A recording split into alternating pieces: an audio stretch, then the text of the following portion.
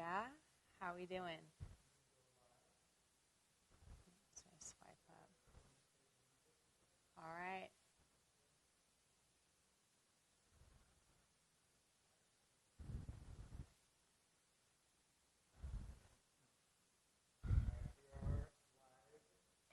All right. We are live. Okay. We got the music going.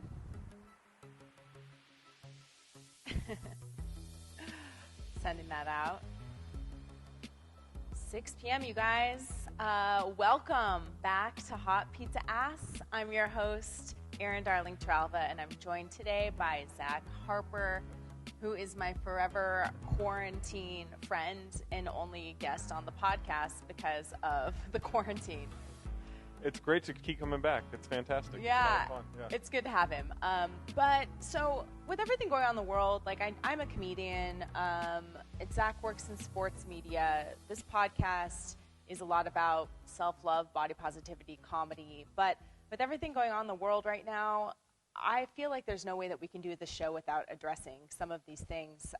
There's probably more than we can talk about in an hour, but I'd like to kick off the show by talking about the breaking news that's occurring right now. So in Washington, D.C., there are live protests currently happening.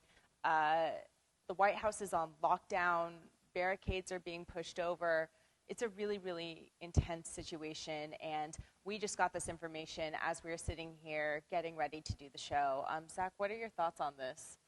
I mean, you're seeing it in response to police brutality, right? That's what's going on. Obviously, the George Floyd murder, I believe her name was Breonna Taylor, also in the South. So you're seeing Washington, D.C., Brooklyn, Atlanta, Louisville, Minneapolis. You're seeing protests. You're seeing rioting. You're seeing looting. And you're seeing a community that is broken down by oppression, and it's broken down and feeling abandoned by the police and abused by the police. And honestly, if you're not, there's a lot of sentiment that if you're not speaking up against it right now, you're not being a true ally. I agree. Like, I really do. And it's uncomfortable for people, but screw it. It's okay to be uncomfortable sometimes. And with everything going on, with the shape this country's in right now, on the wake, in the wake of COVID and a lot of places reopening and everything, this is how we reopen, and this is a very real situation. It's not going to go away tonight. It's not going to go away tomorrow, and it takes a lot of people speaking out to help improve the situation, which is, by the way, going to take a long time. It's not a day of tweets, and then we're good. Like, this is going to take a lot of work, and everyone should be getting to work on it. Yeah, absolutely. And some of the people that are speaking out are, they're facing some criticism and some heat, and some people are really handling it in really great ways and using their celebrity for amazing platforms, for speaking opportunities, or just to get involved. Like, did you see the stuff from Denzel Washington? Yeah. Denzel Washington intervened with an African-American person that was getting arrested, and apparently, I don't know details on the situation because I only saw the photos, but apparently there is video. But he got out of his car. He stopped, got out of his car, and talked to these people and helped this person to a certain extent, like, just basically a situation that could have escalated and become more violent. Yeah, it was a distressed black man being, I believe, questioned by a couple of police officers. Denzel saw it might not be going the way that you would want it to go, and so he intervened. He made sure to be a barrier between this person. He helped talk it down, and that's where we are with a lot of these situations, where that's the only way to truly feel safe. We saw in Louisville, we see a protest and a sea of black protesters, and in front of them a barrier of white people just to keep it safe. That's what it feels like it takes right now, and it's a scary time, but it's a necessary time. Yeah, and then we also have Taylor Swift, who did something kind of cool. I watched her documentary, Miss Americana, that came out on Netflix. It debuted in Sundance earlier this year, and she's talking about how, for a lot of her career, she chose to not get into political conversations, or just to kind of avoid that topic altogether through the advice that she received from her record label or for people that were involved in her business life. And she decided that she didn't want to be on the wrong side of history, and she came out and started talking about things like this, things that matter. And she used her Twitter power today, was it? Or was it yesterday? Last night or this morning, yeah. To say to Donald Trump that she believes that he needs to not be in office and that he's going to be voted out and that what he's doing is wrong. And I think that's great that she finally is starting to like really come into her own to do that, because she has so much influence. So much influence. Yeah. It's insane. And they always say, not enough people vote, or that, you assume that if you live in a blue state that other people are going to vote, your vote doesn't matter. But the truth is you don't really know what's going to happen. And so it's always important to make your voice heard. Yeah, and what she spoke out against was the tweet by Donald Trump essentially advocating for the shooting of looters and rioters, right? Using, if you're looting, we're shooting, which is a phrase that was used, I believe, in 1968 during, looting and rioting over police brutality in Miami. And so you're using a very charged phrase. Whether he knew it or not doesn't matter. You're advocating. It caused Twitter to put a restriction on the tweet that sent out. The White House account then sent it out, put a restriction on that. It doesn't really matter what your politics are. Advocating for the shooting of citizens, regardless of the situation, for something like that, it's not okay. Like, it's not, and good on her for finally deciding to step up. It's going to take a lot more than that. But it's interesting because you talk about, like, her influence. If you think about, when Trump was elected, I believe 53% of white women voted for Trump, right? Taylor Swift's a white woman. One of the problems with voting is we hear that a lot of young people don't vote, and the numbers pretty much back that up. She's got a lot of young fans, right? Not just like teenagers who can't vote. Like, we're talking 18 to 29-year-olds. Like, she has a lot of those fans. If she's influencing just the process of voting, that's a big deal, right? Like, I don't want to paint her as a hero for this by any means, but it's a huge step in the right direction, and hopefully other people can use their voice to help support just improving the black community, minorities who feel attacked by this. Like, this is something that really, like, this is hundreds of years of stuff overflowing. Like, this is necessary. Right. And then we see some people who use this as an opportunity to be contrarian. And I've seen people in my community do this, where they've been tweeting or putting information out that wants to prove that the opposite is happening, or that this is not a race issue, that it's a class issue. And race issues are class issues. Systematic oppression, systematic racism is a class issue. Like, they go hand in hand. Like, it affects the opportunities that you have, the family that you're born into, their opportunities, like the colleges that you get into, like it's all so affected by everything else that it's so hard to say that it's one or the other. No, it's both. They go together in this country. And now we're in this situation where it's all coming to a head. And we're seeing it. We're seeing it play out. People are upset. They're furious. They're desperate for change. And we're not getting change. In fact, we have Donald Trump signing some sort of weird executive order about censorship on social media platforms. Like, what is this even about? Because someone said that you shouldn't be saying this because Twitter decided to censor what you had to say? They fact-checked him. They fact-checked him.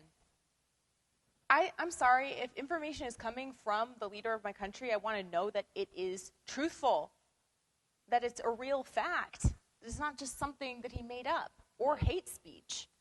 Right, and I think on top of that, it's just enough at this point, right? Like, it's a situation where, again, like, the politics don't really matter in the sense that you shouldn't want to oppress humans. You shouldn't want to oppress a certain race, a certain class, whatever. And that's not really how this country's built. Like, this country is built on capitalism, and it's built on, the backs of people who were not volunteering to do this. Mm-hmm. And so I think in trying to turn a corner, look, I think rioting sucks. I think looting is terrible. I think they're bad things.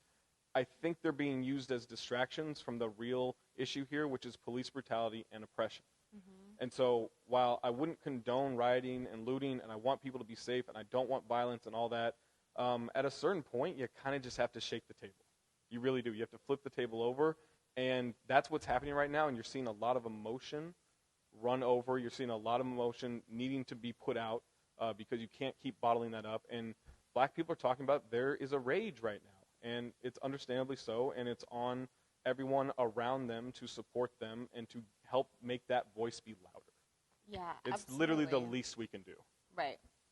And then we're seeing other things happen, like, for example, Madonna. Should we talk about this really quick? Yeah, please. So Madonna is getting heat because she is trying to use her voice in this situation, but the way that she did it was by posting a video, I think, of her son dancing to Michael Jackson to, what is the song? I forget. Oh, I don't remember. They don't really care about us. Right, they don't really care about us. And she wrote a caption, which I can read you guys if you haven't seen it.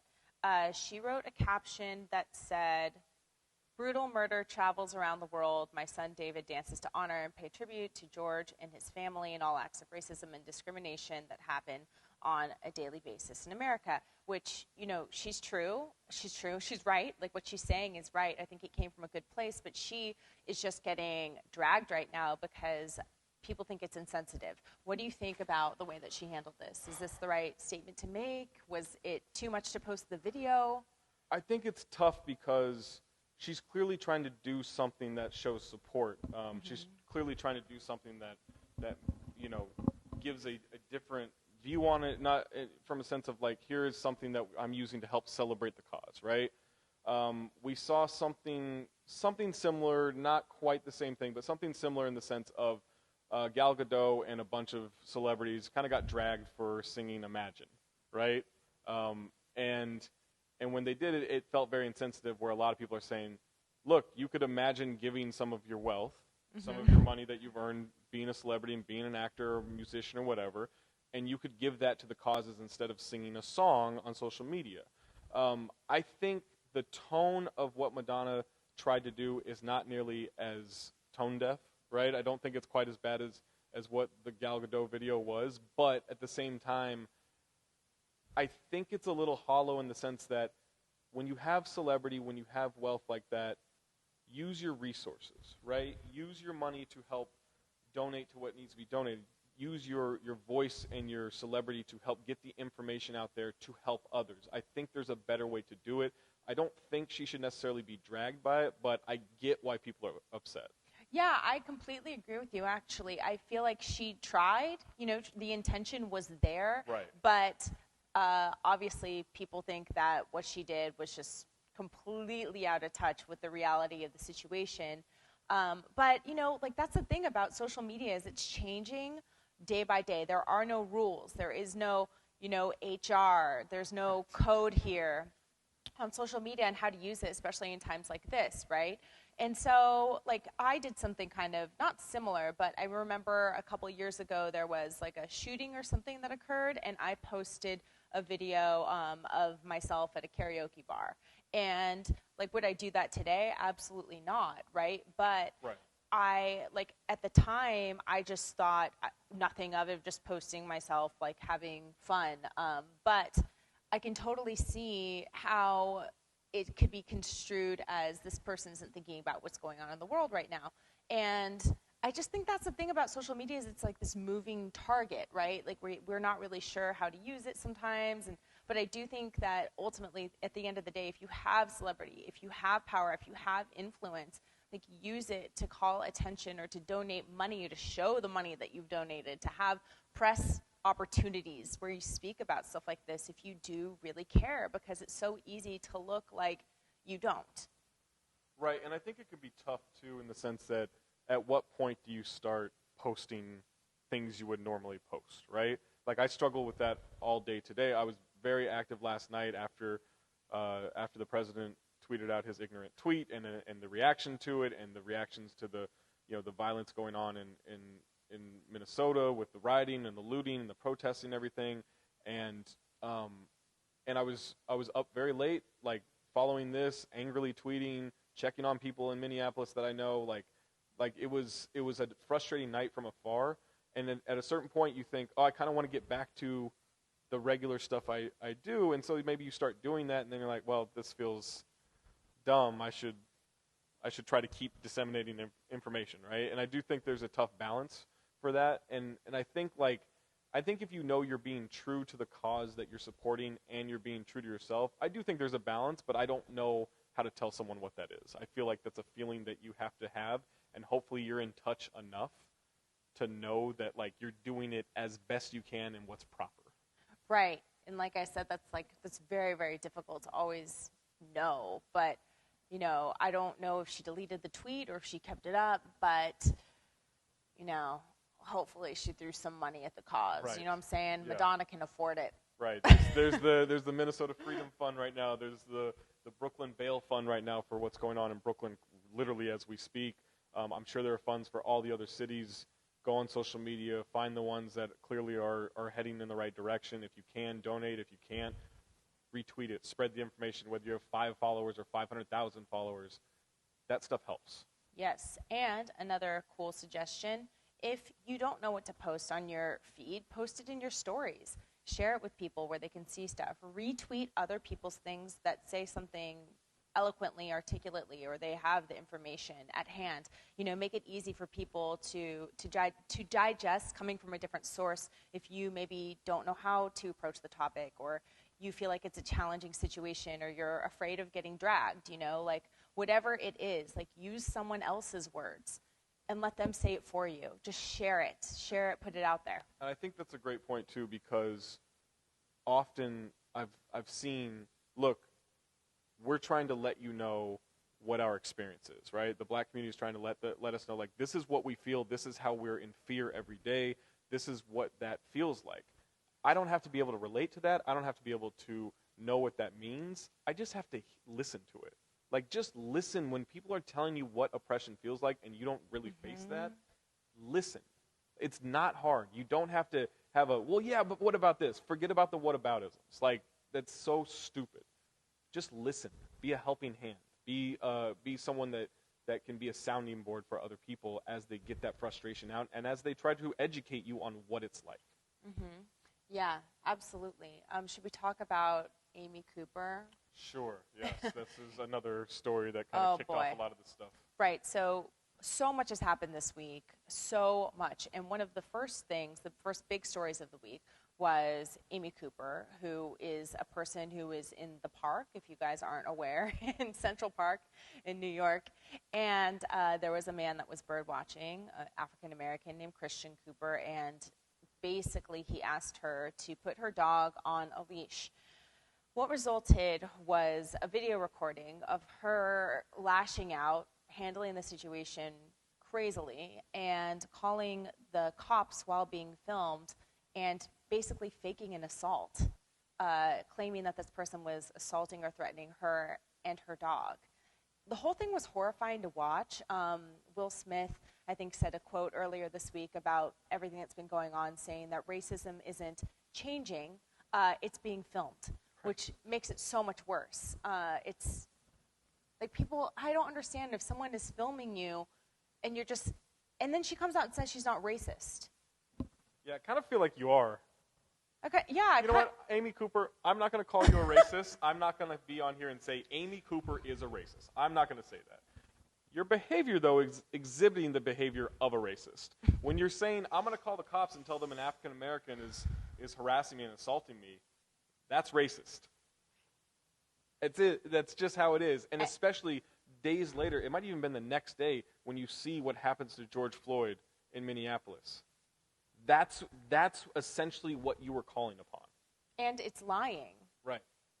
It's putting someone in such an awful situation where they could get hurt, compromise their safety. They could possibly die if the cops come out and investigate the situation. And then there was this woman who, I'm so sorry, I forget her name right now, but I think she's running for a district attorney position in New York. And she commented on the situation in a series of tweets that were really, really interesting, because she's like, I've worked in the court system and I've seen how these phone calls are used as evidence. If there is no other evidence, if no one was on the scene, if there are no witnesses, if there's no video camera footage, in this case there was, but she's like, this is very, very important, because that can be used to put someone away, to lock someone up, to set a bail higher than their family can afford, and put them in a precarious situation where now they accept a plea deal and admit to doing something that didn't even happen.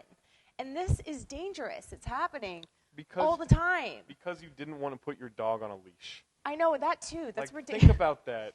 Your dog should be on a leash anyway. Like, that's why you did it. And something that I saw the next day as Chuck Cooper was identified, hey, this guy, I believe, went to Harvard, and he does this for, I think, Marvel Cinema or something like that, right? Like, he's a very accomplished person.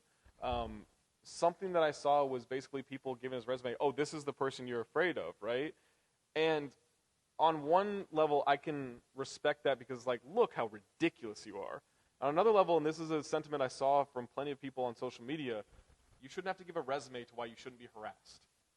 Whether you're black, Latino, what doesn't matter. Like, that guy doesn't need a resume to not be threatened with police brutality. Right. From her. Like, he can be a good person, a regular person, it doesn't matter. That shouldn't be used. Mm-hmm. And it's just like, and then you see what happens in Minneapolis, that's why. Yeah, 1,000,000%. And then I also saw people that were talking about the fact that it was upsetting that people were more upset about the dog, how the dog was treated in the video than the person, right? And I have a theory on this. Okay. My theory on this is the reason why people were very upset about the dog is because they saw what was happening with the dog in the video and they had that visual. It makes it easier for people to just like connect the dots, right? Than what would happen in an implied situation if the cops did get there and hurts a human being. We don't see that part on film. And so I think that when people see the violence, they empathize with whatever they see the violence toward. Like that dog was getting yanked around and, it was yelping. There was a part where I was worried it was going to snap its neck. And then it's so funny because the next day then we see another video, the video of George Floyd with the officer with his knee on his neck. And that, of course, like people freak out about that because they're seeing it happen. They're seeing the words, the reaction that this person is having in their last moments of life as they're being brutally taken down over something also like ridiculous. A counterfeit $20 bill. A counterfeit $20 bill. Which even the shop owner in Minneapolis said, look, if we get one of these, we call the cops, and it's not necessarily a crime. We're trying to figure out where did this come from, because often you might not know you have a counterfeit $20 bill on you, right? Money is exchanged, money is circulated in a way that if it didn't get caught before and you got it as change, you got it as something, like you may not know you have it, and so they're doing it to get an actual investigation of, oh, where did this bill come from? It's not, hey, you're a criminal necessarily, it's where did this come from, and it resulted in death. It resulted in murder. Yeah. Man, it's been such a crazy week. It's even hard even to talk about these things because there is no clear solution. Like people are at the point where we're resorting to violence, violence for violence, which I don't think is the way that we can handle this, but what else can people do when their voices aren't being heard? You're going to raise your voice, and now we're not at a conversation, we're at a scream. America is at a scream.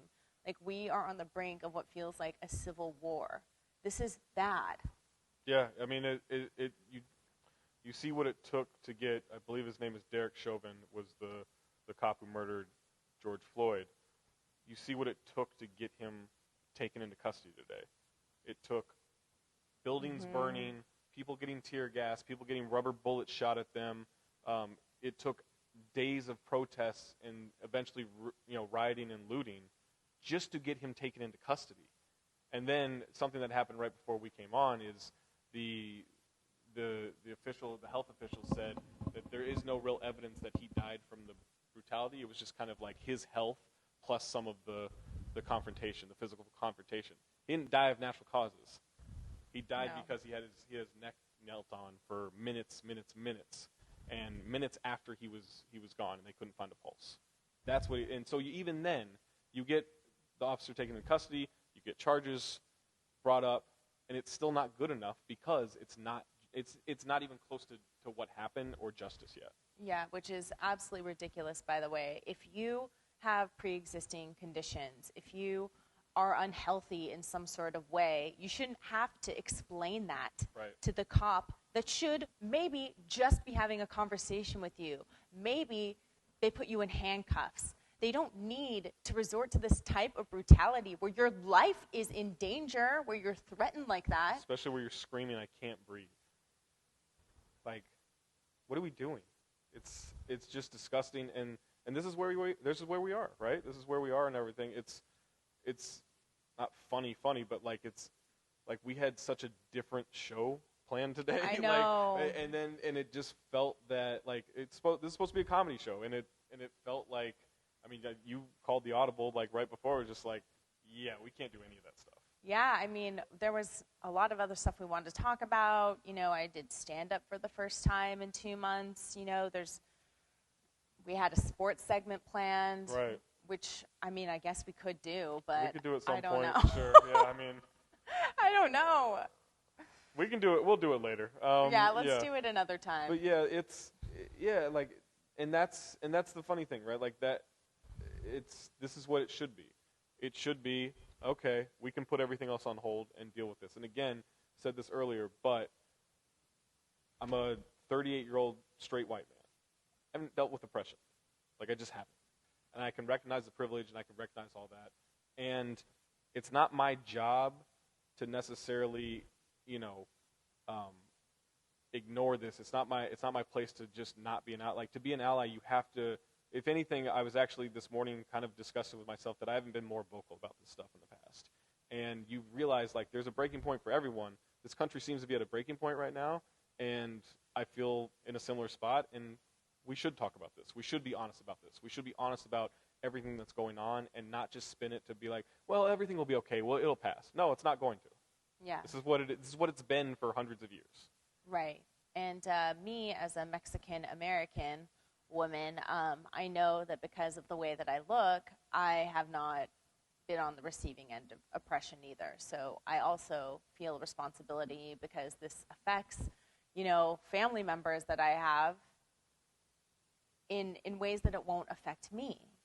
I'm one generation away from, well, that's a whole nother episode, really, story. But, yeah, it's. I feel a responsibility to talk about this and to say something, and if this is the platform that we have, then this is the platform that we have. Hopefully next week it'll be a much different show. But if it's not, it's because this is still going on and this is still prevalent. And yeah, I just don't know how you watch what's going on and you're not disgusted. And the thing that drives me craziest about what was happening today, and I was very aggressive and very probably rude in the way I was tweeting, but I don't care at this point. Like, you had a lot of people say, yeah, but the rioting and the looting, it's like, okay, but what about the police brutality? Yeah, what about the lives that have been lost? Right, like I agree, rioting's bad, looting's bad, I don't want to see these buildings burnt down. There's insurance.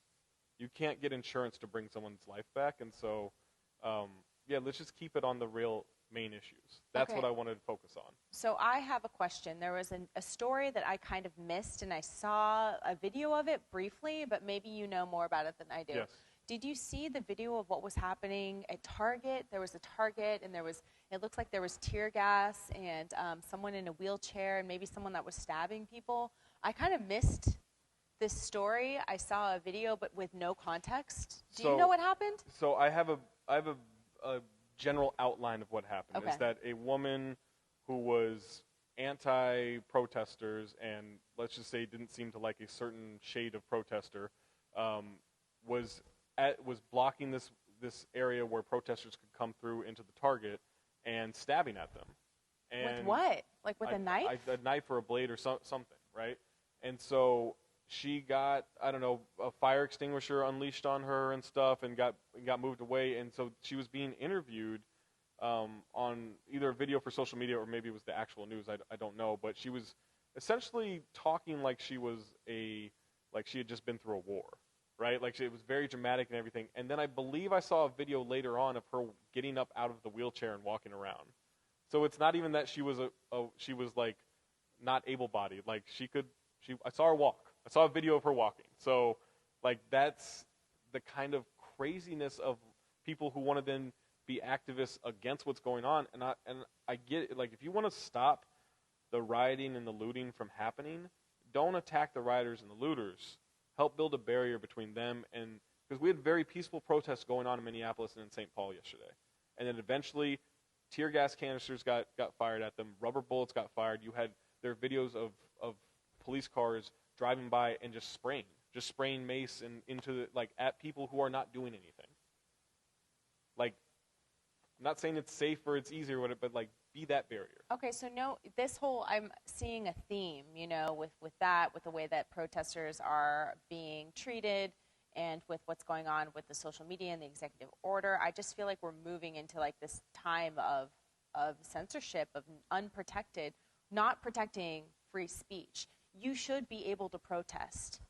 You should be able to speak your mind on social media, without fear of censorship, because someone is deciding that, well, that's a complicated issue. Right. That's not exactly what I mean. What I mean is what's happening is just so overwhelming in terms of what the direction that we're moving toward and what you can or can't do. And like, these people aren't in the wrong. Like, they should be able to do this. They should be able to gather. They should be able to express their feelings and their frustrations. Yeah, protesting is not a crime. Yeah. It's not. It's literally written into the Constitution that you can do this on many, many different ways. Yes. You have the right to assemble. You have the right to speak your mind. Like, it's all in there. Go ahead and read it. It's great. It's a great document. Help me articulate what I was trying to say about the censorship.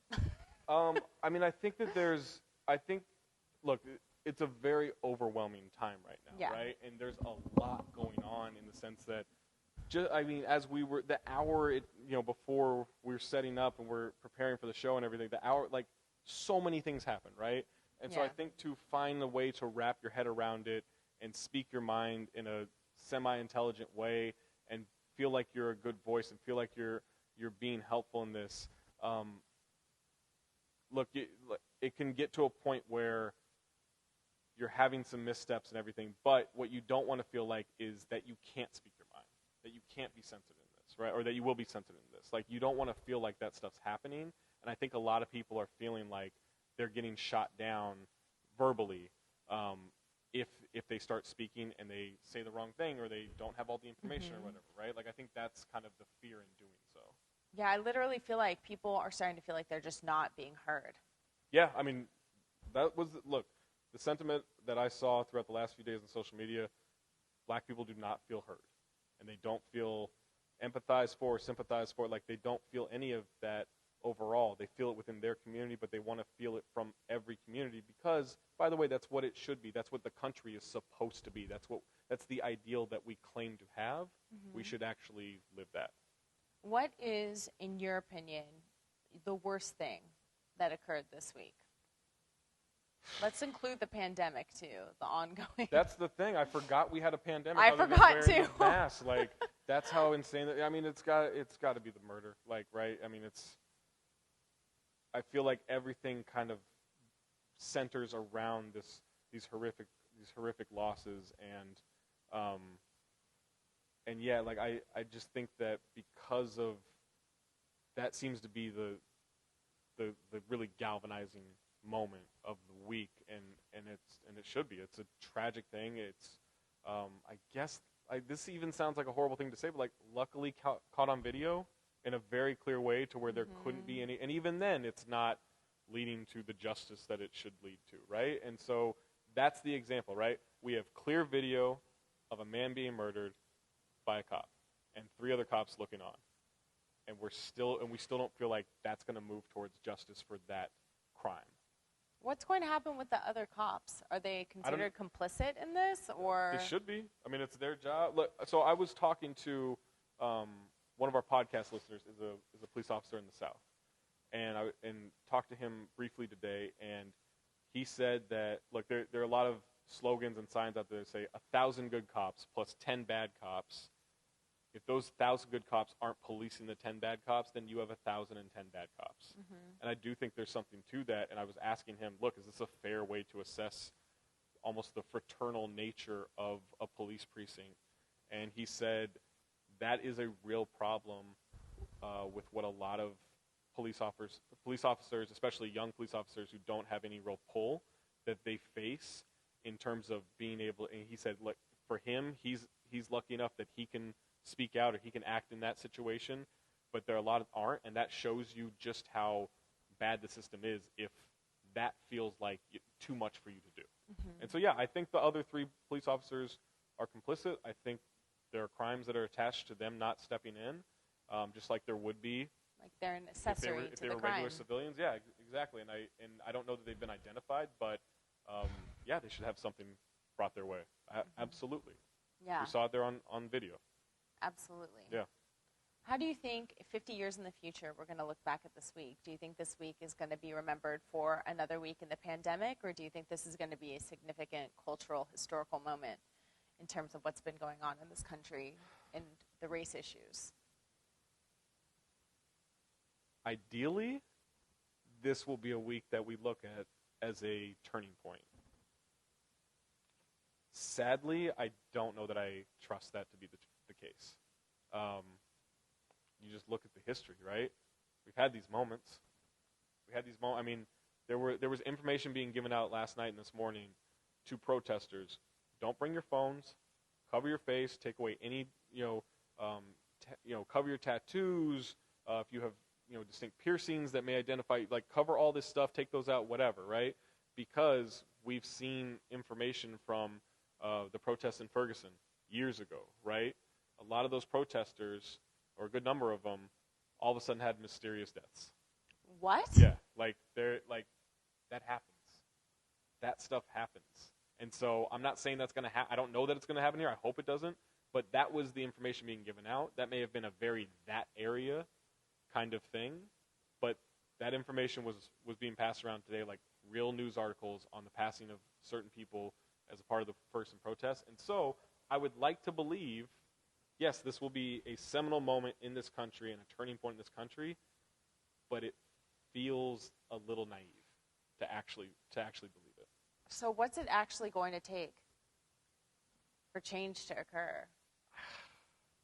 I don't know. I wish I had an answer.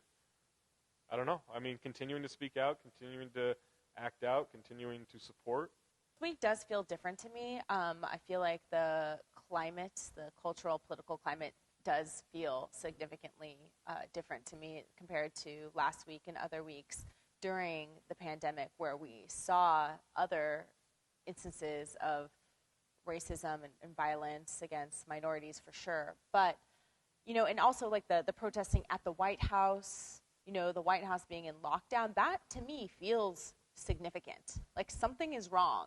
And I feel like we're on the brink of something. I don't know if this specific week will be the week that we remember looking back in history, but I think it's coming. I think it's overdue. And I really, really to God hope that there is some change. I mean, it's wild to think, like, a week ago, you and I were literally discussing what this is going to feel like and read like in the history books. Right. And it's like, all right, is this going to be like the Depression of the 30s, right? Like, is this going to be another Great Depression? And now it's like, it's not just a financial hit and obviously a health hit in this country. Like, it might be a cultural depression, or it might be a cultural beacon of light, right? Like it might be this thing of like, yeah, that's the day we made a step in the right direction, but it feels like whenever there's a step forward, multiple steps backward.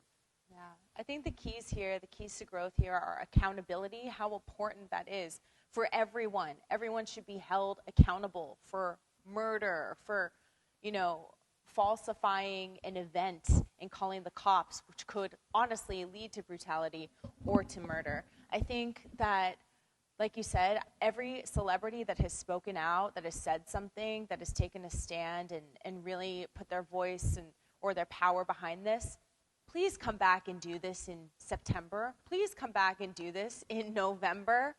Like, don't forget about this, I really hope that they come out and that they really remind their audiences and the people that pay attention to what they're saying and that respect them, like the Taylor Swifts of this world, the people that have a lot of younger people that they're influencing. Come out and vote. Don't forget about these things that are happening. And that's the thing, we forget about things so quickly. It's like the news cycles 24/7. There's always something else going on. I just really hope that we don't forget and that what we feel, how we're feeling today, is reflected in our voting and in our actions. And everyone is an ally. Everyone should be an ally when it comes to police brutality, to violence against humans. Oppression. Yeah. Systematic racism. And if you don't feel it, you've been on the benefiting end. Yeah, Trevon Edwards is someone I podcast with, someone I work with, someone I know really well. He had a great tweet today. Is like, white privilege doesn't mean that your life has been easy. It just means that your hard life is not caused by your skin color. Mm-hmm. And it's true, right? Like that's the best way that I think I can describe that or pass that on, is through what he said. And look, and this is the thing that drives me crazy too, is you'll get a lot of like, oh, I don't really want to talk about politics. Racism isn't politics. It's not. It's a civil right. It is it's just basic humanity, right? Talking about that as basic humanity. If someone's talking about racism and a person says, oh, I don't want to talk politics, let them know you're not talking politics, because a lot of people just want to stick their head in the sand because it's convenient and it's easy and it's the most comfortable thing to do, but it's one of the worst things you can do. Okay. Yeah. There we go. I mean, I don't really know. I don't think we should do the rest of the show. I agree. Like we had such a fun show planned. We'll do it next week. Yeah, we'll do it next week. Like, we had such a fun show planned, but and you guys know Erin's super funny and she had a lot of good stuff, and it just doesn't feel. It feels weird to. Yeah.